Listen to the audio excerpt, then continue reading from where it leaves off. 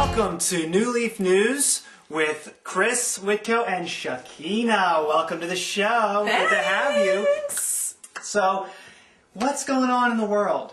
So all this stuff with the contaminations. We had the Taco Bell thing a few months ago. We have the spinach E. coli scare, whatever that was, a few months ago. And we had just recently this peanut butter salmonella thing.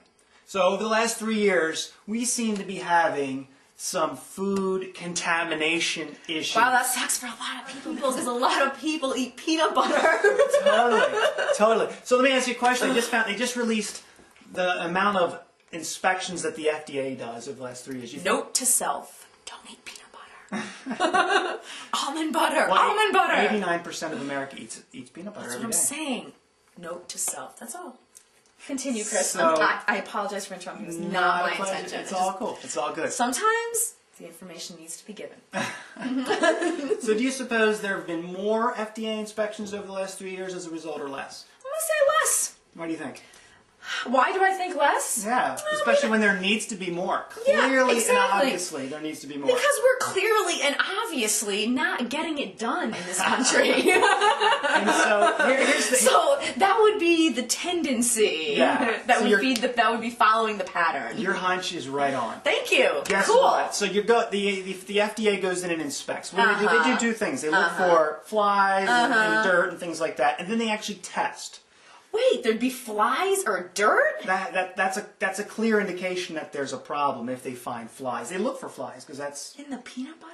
Well, in all food inspection factories, in all food production facilities all across the country, the FDA, whether it's meat or vegetables or packing or canneries, whatever. Okay. Basic rule. Basic rule. Got it. So guess what? The actual number of inspections have been down 47%. So like half. That's everything. In 3 years. That's the whole point of it. And testing has been down 75%. Why? Because it costs money. And guess what? When they find anything wrong, it costs the corporations money to fix. Of course. And so the policy is what?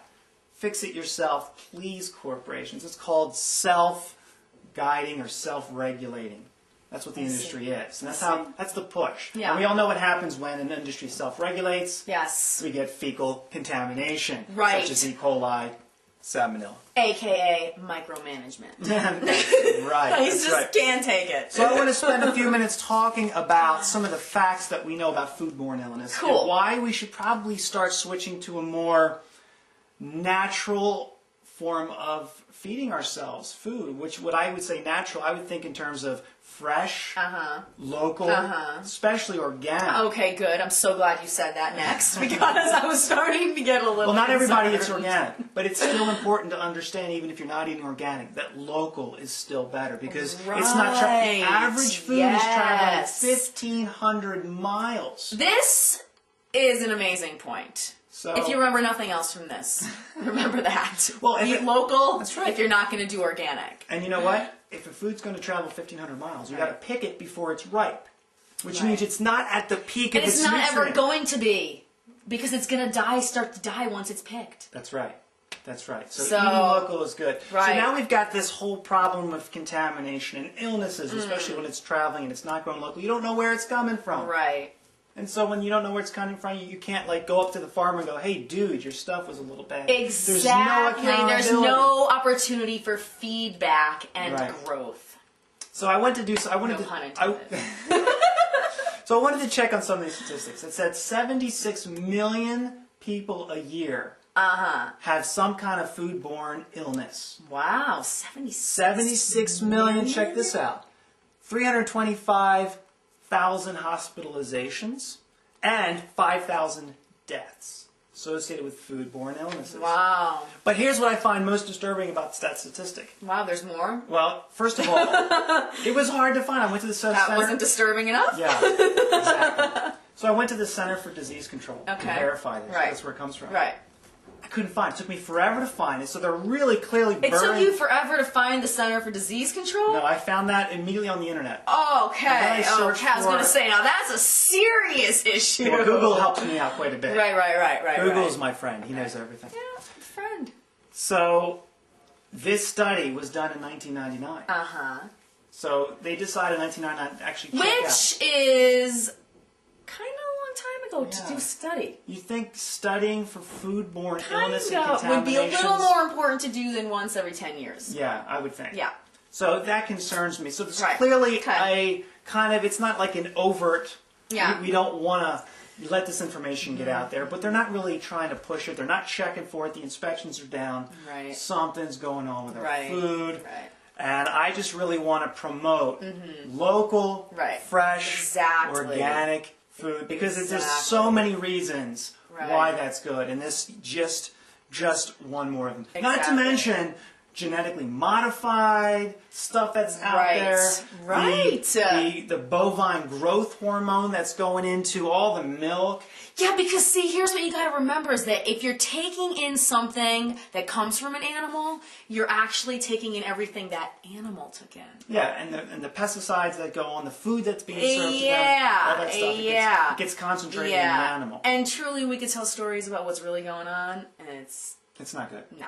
It's not for children. Not supportive. Right. Unsupportive. Right. And inappropriate. Exactly. Good.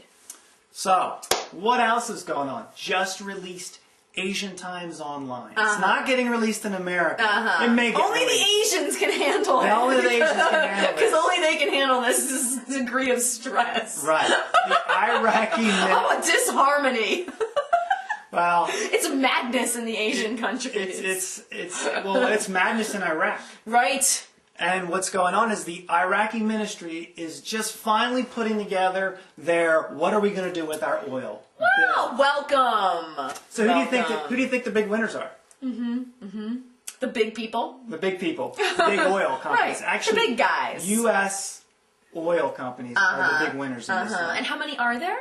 Oh, I don't know. Probably not that many. Probably half a dozen or so. You got Shell, Mobil, Exxon. So they're about to come into some significant wealth. I would say so. The bill was drafted in the U.S. by a firm hired by the Bush administration with big oil's approval for the Iraqis. Nice. And then it was translated into Arabic. So the language of origin is English. And it's really helping the Iraqis.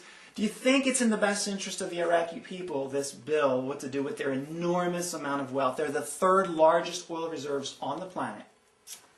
Whoa. Do you think it's going to help the Iraqi people? Who do you think is going to gain? Do you think we're going to gain, the U.S. people, the Iraqi people? No, it's going to be big oil executives. They've got everything to gain because it costs Iraq $1 per barrel to remove their oil. And what does it sound for right now? Around 60. So there is an incredible, we're talking millions of dollars a day. That's a lot. That's a lot. Of energy. And really what's going on is it amounts to, unfortunately, the raping and pillaging of the Iraqi. The death and dismemberment. Of their resources, of their natural resources. And actually, if you want to look at it holistically, the planet's resources. Of course, because nothing like that, nothing can happen without it being reproduced. Everything's reflecting itself. Right on. So... Exactly. That's it. It is what it is. It's not our opinion.